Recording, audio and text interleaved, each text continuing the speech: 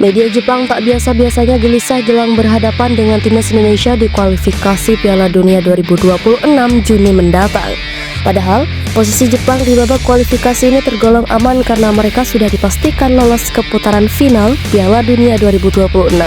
Dalam waktu dekat, Patrick Kluivert akan kembali mendampingi timnas Indonesia untuk menghadapi dua partai penentu, yakni saat bersua Cina dan Jepang. Satu kemenangan atas Cina sebenarnya sudah membuat satu langkah timnas Indonesia berada di putaran keempat kualifikasi Piala Dunia 2026. Tapi, alangkah lebih bagusnya jika skuad merah putih berhasil mencuri setidaknya 1 poin saja ketika bertamu ke markas Jepang 10 Juni nanti.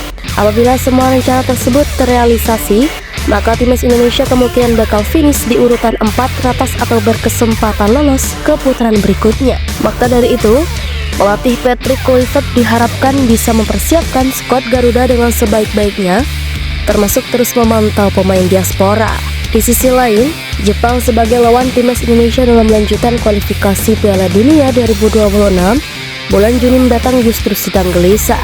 Tidak seperti biasanya, media Jepang mengatakan kalau mereka cukup khawatir apabila timnas Indonesia akan mendapat tenaga baru di laga nanti. Mula-mula, media Jepang Koli menjabarkan kalau dua lawan dari tim Samurai Biru pada bulan Juni nanti, yaitu Australia dan timnas Indonesia, bukanlah sembarangan. Indonesia berada di posisi keempat grup C dengan 9 poin hasil 2 kali menang, 3 kali seri, dan 3 kali kalah, kata media Jepang Koli.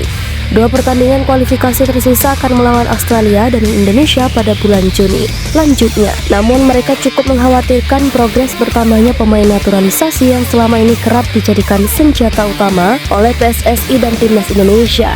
Dalam beberapa tahun terakhir, tim nasional Indonesia telah aktif menaturalisasi pemain keturunan Belanda, jelas Koli. Mereka bahkan menyoroti pemilihan skuad oleh Patrick Kluivert saat lawan Australia dan Bahrain lalu. Ketika itu, 10 dari 11 pemain inti merupakan diaspora Eropa. Di bawah manajer baru Patrick Kluivert, mantan penyerang tim nasional Belanda, 10 dari 11 pemain inti dinaturalisasi, ungkapnya. Publik Jepang semakin dibuat khawatir setelah mengetahui kalau timnas Indonesia sempat dirumorkan bakal kedatangan Emiliano Jonathans.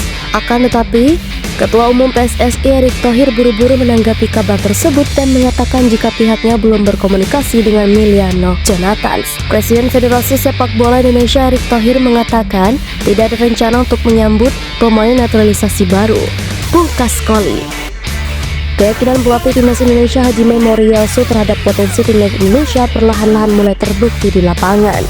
Sudah sejak lama, Moriyasu menyuarakan optimisme bahwa Garuda bukan sekadar tim pelengkap, tapi punya kualitas untuk bersaing di level tertinggi Asia, bahkan melangkah ke Piala Dunia 2026. Yang mengejutkan, pernyataan itu ia sampaikan jauh sebelum era Patrick Kluivert dimulai, ketika Indonesia masih berada di bawah komando Shin Tae-yong. Menurut saya, Indonesia punya kualitas pemain yang layak lolos ke Piala Dunia, kata Moriyasu selepas laga kontra Indonesia di Jakarta. Namun kini, di bawah tangan dingin pelatih asal Belanda tersebut, timnas Indonesia mulai memperlihatkan transformasi nyata. Tak hanya memuji kualitas pemain, Moriyasu juga menyoroti strategi penting di balik perkembangan Indonesia, yaitu program naturalisasi. Menurut pelatih yang sudah membawa Jepang ke Piala Dunia berkali-kali itu, jika federasi dan pemerintah Indonesia terus mendatangkan pemain berkualitas melalui